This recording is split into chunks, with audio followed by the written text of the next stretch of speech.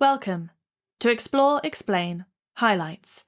In this highlights package, we'll be looking at Season 2, Episode 4, with our guest, Tom Worville, discussing their project, The Athletic, Lionel Messi's 10 Stages of Greatness.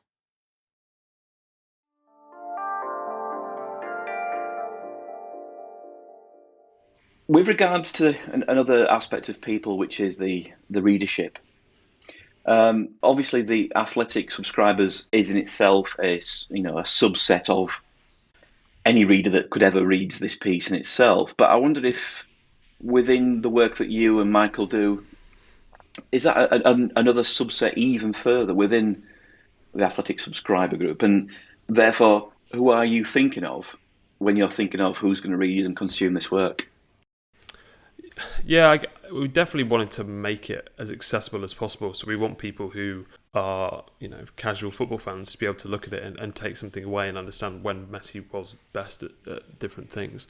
And I think that you kind of see that in the way that we maybe try and it's presented, like clicking on the article, getting to the article. There's not a lot of mention of this is a data, really heavily data-driven piece. I think that sometimes when you signpost people or an article and say this is stats heavy, you will naturally turn people off. Whereas you kind of want to sometimes sneak it in and get them into the article and then realise this is a lot of, there's a lot in here. But hopefully by that point they're interested and they're reading it. So I think that the focus very much was just make it first and foremost about Messi, and then just so happens that it's very data-driven.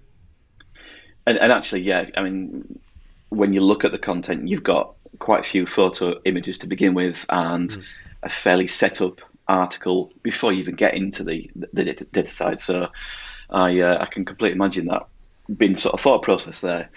And of course, it's a long form piece, so there's an expectation there that any audience who's coming to this will be able to give and willing to give, a bit of their time, a bit of their effort to process this.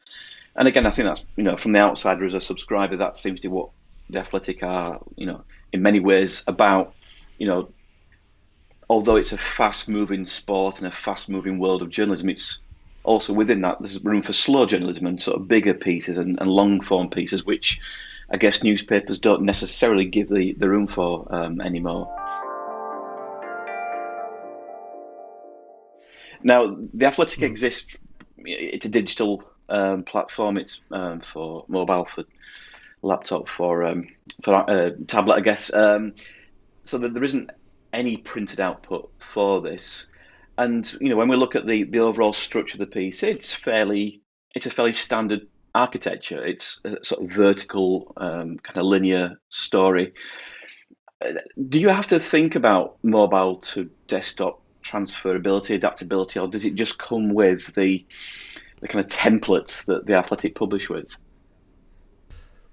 Yeah, so I think that with our graphics, we very much write and edit kind of on desktop.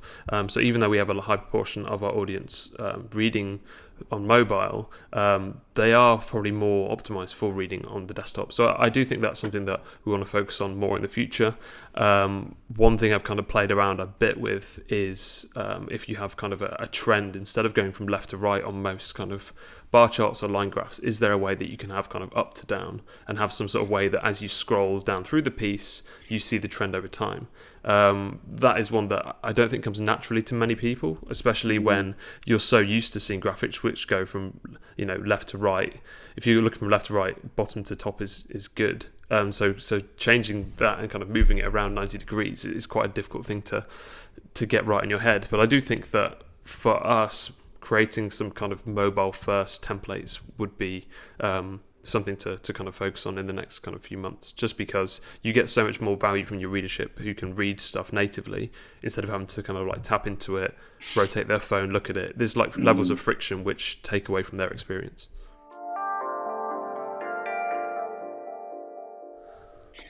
And to what extent do you have to bear in mind what others may be doing, as in other media, other news organisations, other sports analysts out there? Do you personally sort of take into mind, others have done this, so I need to find a way to differentiate from what they've done, or others have done something similar about a different context, and I'd like to kind of emulate that kind of approach? Does that come into thinking? Yeah, it definitely did here. There was a piece by Benjamin Morris on 538 about Messi. It was years ago now. I think it might have been 2014. Looking at essentially his career up to that point and some stats, mainly zooming in on him that season. So I think that for me was a nice template of like we're doing a big data piece on Messi, and it's actually kind of been done before, albeit slightly differently and with a different data set. So that was definitely much one that we had in mind when doing this. And then there are other data biographies which have gone down really well. I remember there was one from Dennis Rodman. Again, I think it might have been by Benjamin Morris, which is one of the very early sports analytics long form pieces, which I kind of lent on in terms of, this is a Hall of Fame piece of sports analytics writing. How do we emulate that, and how do we take what makes it so good and apply that to our own work? Interesting, yeah. I think there's sometimes a bit of a grey area with regards to people being inspired by other works, and there's sometimes a little bit of hesitancy that they don't want to acknowledge that something inspired in case there's a sense of, I don't even plagiarism or copying, but why not? Why not build on what others have done successfully and be inspired by those things? And you said there that the sort of 10 came first, and does it help to almost apply that arbitrary constraint to help sharpen your focus about sticking to the real most important metrics or measures of his performance and not end up with 20, 30, 40 different things?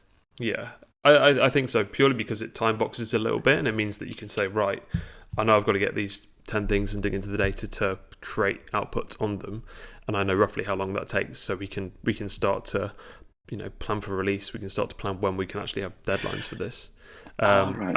And then the flip side also is the data is so vast. Like, there's every single touch of every player in every game that Messi's played back to 2004, 2005.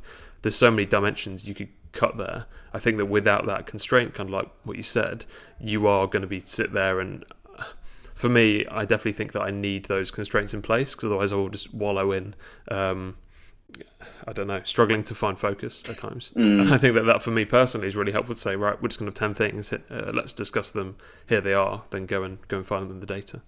Right. The other annotations would be the kind of classic apparatus of titles and headings and grid lines and sort of labels. And, I suppose one's always trying to find a balance between not putting too much clutter on a chart whilst also trying to be sufficiently explanatory to the audience. Have you developed perhaps maybe not a house style, but your own style for what you find is the sweet spot for that?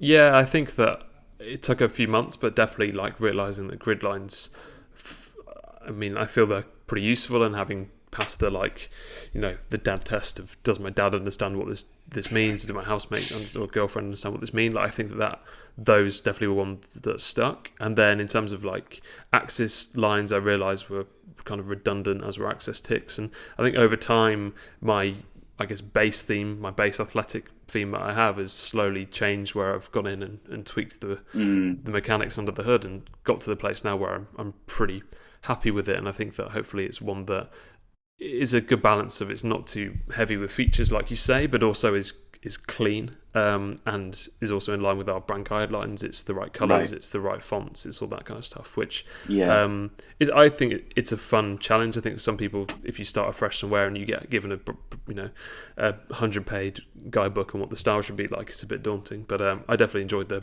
iterative process of building that out. Thank you for joining us for this Explore, Explain highlights episode. As always, the full episode is available on YouTube or wherever you get your podcast.